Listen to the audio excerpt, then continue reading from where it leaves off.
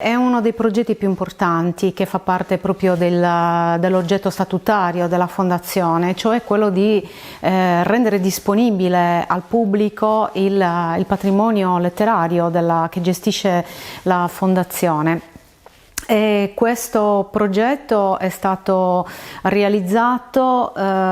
compiendo fondamentalmente due interventi, uno su un fondo librario, il fondo librario appunto della Fondazione, che è stato affidato alla Biblioteca Comunale di Selargius dopo essere stato riordinato, catalogato e reso disponibile sia alla consultazione che al prestito. Questo è un lavoro che è stato svolto molto bene dalla cooperativa Aleph, guidato dalla dottoressa Bande, che ha realizzato non soltanto questo riordino dei libri, ma anche un catalogo ragionato. L'altro intervento importante che è stato fatto è quello sull'archivio personale di Faustino, cioè tutto l'insieme di manoscritti, di inediti, di racconti, raccolte di poesie. Tutto questo materiale è stato digitalizzato dalla società Caesar Archivi, che in maniera molto professionale ha tutelato anche la copia originale e ha realizzato un archivio informatizzato, quindi un archivio digitale di tutto il materiale. Si sta realizzando anche per il materiale appunto dell'archivio un catalogo ragionato che sia in grado di guidare il lettore in modo tale che si possa percepire l'evoluzione anche del pensiero di Faustino, il suo modo di esprimersi, il suo modo di rendere in versi la sua sensibilità, ma anche il modo stesso di scrivere la lingua sarda, perché questo archivio ha del materiale che va dagli anni 40 fino al 2001, ecco, quindi tempi diversi, epoche diverse in cui è possibile fare proprio un confronto nell'utilizzo della lingua. La Fondazione esiste già da diversi anni, dal 2004. È una fondazione cui partecipa anche il comune di Selargius e la famiglia Onnis. All'interno di questo statuto, in un articolo era scritto che la biblioteca di Faustino Onnis avrebbe trovato ospitalità in un locale individuato dal comune. All'interno della delibera si dava proprio indicazione di fare uno studio di fattibilità per questo trasferimento. Cosa che abbiamo fatto insieme all'assessore Roberta Arrelli. Siamo andate a casa Onnis, dove erano ancora conservati i libri, che sono circa 500-600, più cartelle, manoscritti, videoregistrazioni. E abbiamo preso visione di quanto c'era e quindi abbiamo iniziato a fare un progetto insieme a Luciana Onnis, un progetto proprio perché appunto oltre al trasferimento fisico dei libri comportava anche la catalogazione e poi la valorizzazione. Qualche tempo fa siamo stati contattati dalla dottoressa Luciana Onnis. Io personalmente mi sono recata alla Fondazione, ho esaminato la documentazione ritenuta interessantissima. L'obiettivo era quello di realizzare un archivio di tutta la documentazione in possesso della Fondazione. Abbiamo prelevato la documentazione è stata dapprima sistemata in cartoni per salvaguardarla soprattutto durante il trasporto ed è arrivata qui nella nostra sede di Sesto. La documentazione è stata spinzata, è stata preparata per poi essere sottoposta alla scannerizzazione. Durante la fase della preparazione per l'azione di scannerizzazione ci siamo resi conto che la documentazione era composta da tipologie di documenti diversi e soprattutto di formati, sia come dimensione che anche spessore di carta, qualità di carta. Questo in qualche modo ha rallentato il lavoro perché naturalmente trattasi di formati diversi, peraltro spesso in qualche modo intaccati dal pinzare e lo spinzare i documenti con i sistemi che quindi erano stati utilizzati nei decenni per raccogliere i fogli, per fascicolare le stesse cartelle, e quindi effettivamente questo ha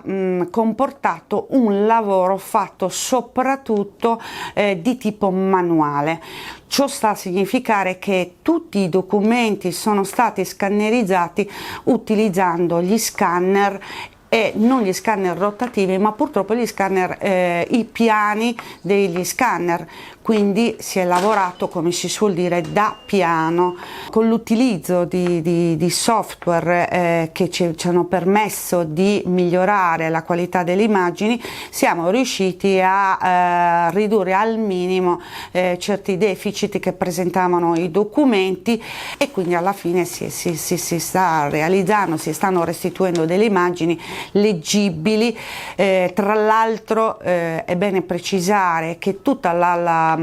scansione è stata fatta con a colori, così che sono state rispettate anche le segnature fatte con penne di diverso colore, le tracce di disegni,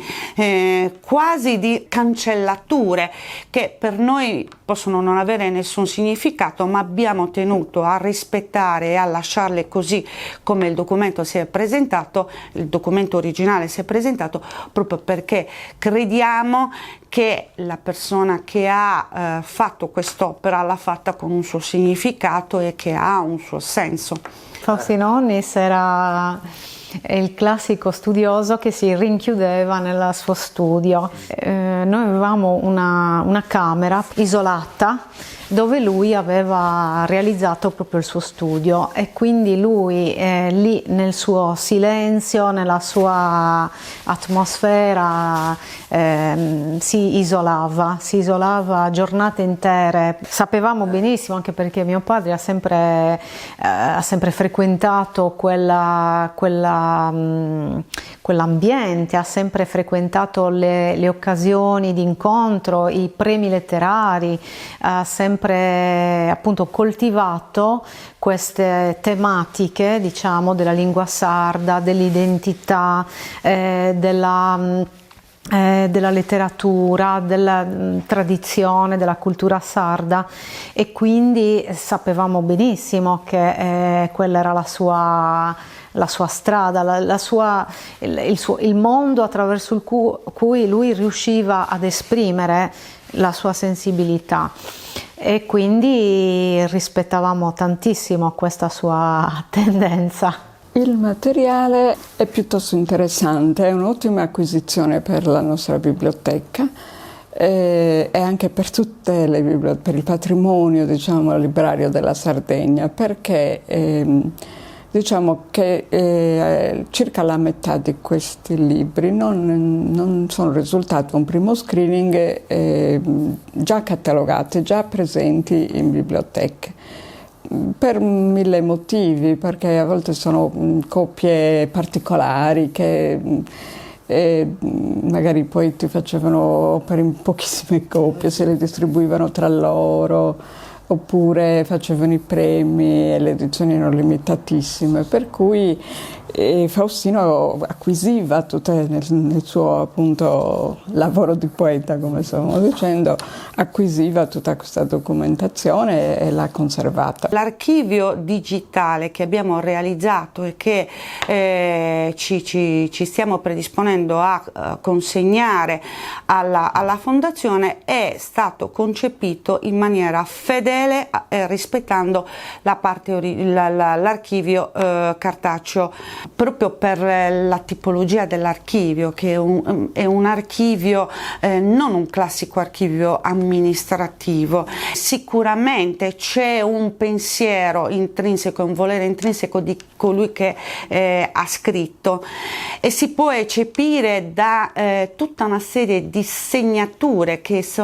abbiamo trovato nei documenti, per la quale abbiamo tenuto bene a rispettare e a riprodurre fedelmente il documento, sia così come ci è stato presentato, ma anche con i colori che il documento aveva. È un lavoro svolto in parte con l'utilizzo della tecnologia, ma in parte con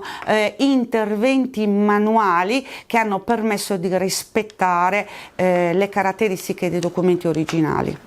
Noi appunto gestivamo la biblioteca comunale di Selargius e siccome questa sarà la casa che ospiterà il fondo Faustino Onnis, ci è stato proposto di catalogare i libri della fondazione. Con grande piacere e anche con grande onore noi abbiamo accettato. È un fondo che si aggira intorno ai 700 libri, che comprende, diciamo, i libri che Faustino ha raccolto negli anni, ma anche quelli che poi riguardano più strettamente la sua formazione. Ecco. Lui è stato sicuramente un grande intellettuale, una persona di grande curiosità, non solo rispetto alla poesia, che diciamo è sostanzialmente un po' l'ambito disciplinare in cui lui appunto si muoveva, ma curioso poi di tanti altri aspetti, e questo in qualche modo è quello che si evince anche dal fondo. Insomma, devo dire che c'è quasi come una collezione all'interno del fondo, perché ci sono delle monografie che riguardano poi i singoli paesi, ma ci sono poi libri che riguardano le tradizioni popolari della Sardegna, l'arte, la religione, e ovviamente poi anche c'è da dire però che la parte più consistente del fondo riguarda sicuramente i libri di poesia, i primi letterari, i libri che comunque ci si scambiava tra i poeti, insomma, anche perché erano amici, e questo ovviamente denota tutto un humus culturale, una intelligenza che quindi si muove in quell'ambito. Un catalogo ragionato non è un semplice elenco di libri, ma è la presentazione per argomenti seguendo un filologico. Il nostro filologico sarà appunto il mestiere di poeta, come un poeta, dove ha vissuto, il suo contesto, come si è formato, quali letture ha avuto, sia personali che forse anche di livello scolastico, per cui ciò che lui ha raccolto è uno spaccato della storia, della società di quel periodo. Inoltre quello che ci interessa moltissimo è anche sono i ferri del mestiere del poeta, i suoi attrezzi, quindi i vari libri di linguistica, i dizionari che usava, i poeti a cui si è anche ispirato, ad esempio i premi, i concorsi di poesia, le riviste, quindi dove loro si incontravano e pubblicavano, l'operato di questo humus di poeti, come elaboravano, come creavano, cosa creavano, e i risultati, che cosa ha lasciato in eredità. Nel momento in cui abbiamo ricevuto i libri abbiamo usufruito, tra virgolette, di un semilavorato che è sostanzialmente l'elenco dei libri che ci sono stati consegnati. Abbiamo anche un po' fatto accorpato rispetto agli argomenti anche la tipologia di libri, perché una buona quota parte sono libri, però c'è anche una fetta importante di riviste, e nel particolare di Sischini, bottiglia, con annate appunto anche abbastanza rare, ecco. Alcune sono raccolte, sono già rilegate in volumi, e altre invece sono in fascicoli sciolti. Quindi una volta che abbiamo avuto contezza di quanto appunto c'era stato consegnato, a quel punto abbiamo come dire, dato inizio alle fasi tecniche e scientifiche a cui deve essere sottoposto il libro per la catalogazione. Innanzitutto quindi all'inserimento nel gestionale e sul catalogo dei titoli che appunto costituiscono il fondo Onnis, e a quel punto abbiamo timbrato i libri, etichettati, li abbiamo dotati anche di barcode, e poi li abbiamo classificati e collocati appunto a scaffale. Successiva alla fase appunto di catalogazione, quindi a questa fase scientifica di inserimento dei libri nel catalogo, si realizzerà appunto il catalogo ragionato, che quindi metterà intanto in mostra quali sono le sezioni che compongono il patrimonio del fondo Onnis, ragionato nel senso rispetto poi agli argomenti e alle sezioni di cui si compone, e queste sezioni verranno poi anche come dire commentate rispetto all'argomento, rispetto ai libri che sono contenuti in quella particolare sezione, e quindi verrà anche messo in rilievo quali per esempio ci sono di pregio rispetto all'edizione, e quindi sarà veramente il lavoro poi che non soltanto riassumerà e darà valore veramente a quello che poi è il processo di catalogazione, ma come dire, darà anche un volto ulteriore, un volto nuovo anche a Faustino Onnis come intellettuale, come poeta. Grazie all'amministrazione comunale di Selargius e grazie alla biblioteca comunale di Selargius che ci permette di rendere fruibile a tutti gli interessati, a tutti i curiosi, la figura di Faustino Onnis, perché solo se si condivide e si agevola la conoscenza, l'avvicinamento alla sua figura, alla sua opera, a quello che ha scritto, a quello che pensava, è possibile mantenere vivo il suo ricordo. L'arte diventa arte quando viene condivisa, e allora allo stesso modo Faustino continuerà ad essere ricordato e a vivere nel momento in cui noi lo condividiamo con tutti, e tutti possibilmente trovano qualche cosa da attingere da Faustino, dai suoi libri, dai suoi scritti. Faustino infatti è come una presenza diffusa in questa biblioteca. È possibile consultare il fondo librario, sarà possibile consultare l'archivio personale con i suoi manoscritti, i suoi pensieri e tutto il materiale che fa parte appunto di questo archivio, ed è possibile anche ammirare l'opera dell'artista Maria Iole Serreli, che ha voluto omaggiare Faustino Onnis poco più di 2 anni fa, realizzando e donando alla Fondazione un'opera che lo rende presente, lo personifica attraverso l'utilizzo dei suoi abiti e dei suoi oggetti personali. In questo archivio sono stati trovati fogli, documenti, carta scritta di diverso formato e diversa grammatura, ma addirittura abbiamo trovato delle poesie o dei pensieri scritti addirittura in un calendario, quindi all'interno delle giornate riportate dentro il calendario c'erano dei frammenti di poesia, così come dei piccoli ritagli di carta. Quindi tutti i documenti sicuramente hanno un valore inestimabile, e tra l'altro c'è da dire che evidentemente la persona il poeta in questione era un vero poeta che non perdeva occasione per condividere con tutti il proprio pensiero attraverso le scritture, e quindi senza soffermarsi né al tipo di carta o o al foglio, ma il primo pezzo di carta che trovava evidentemente lo utilizzava proprio perché il suo volere era sicuramente quello di condividere con tutti. Il fondo attualmente conta 715 titoli fra libri e riviste ed è una biblioteca che si riferisce più che altro ai testi maggiormente attinenti alle tematiche che Faustino ha sempre coltivato, affrontato e studiato. Ci sono altri libri che fanno parte più specificamente della sua formazione da autodidatta, che non si esclude vengano poi aggiunti più avanti a questo fondo librario. In questo materiale proprio suo personale si evidenzia proprio la sua passione, cioè oltre allo scrivere, il poetare, lui era anche un ricercatore, era proprio un appassionato della lingua sarda,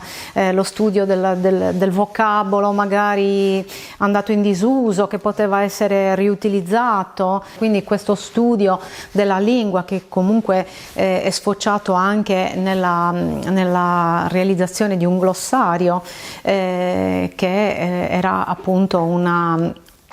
raccolta di vocaboli in aggiunta al vocabolario del Porru, proprio derivante da questa sua ricerca appassionata dei vocaboli. Questo progetto di valorizzazione del patrimonio letterario della Fondazione è stato possibile grazie intanto al sostegno dell'amministrazione comunale di Selargius, del prezioso contributo della Fondazione di Sardegna, che ci ha permesso di realizzare questo progetto coinvolgendo tantissime altre persone, come abbiamo detto la cooperativa Aleph, la società Sisar Archivi, tutta l'organizzazione della Biblioteca Comunale di Selargius e quindi proprio materialmente tutti i dipendenti e la dottoressa Lanero che ha coordinato magistralmente il tutto, ma ci ha permesso anche di realizzare una borsa di studio per l'affidamento proprio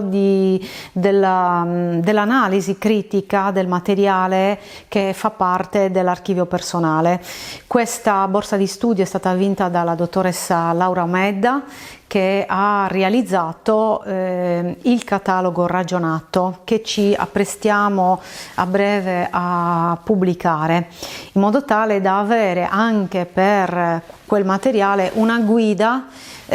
competente che possa indirizzare il lettore bene alla comprensione di tutto questo materiale, che ripeto è un materiale che copre un arco di tempo lunghissimo, quasi 60 anni di tempo, ecco.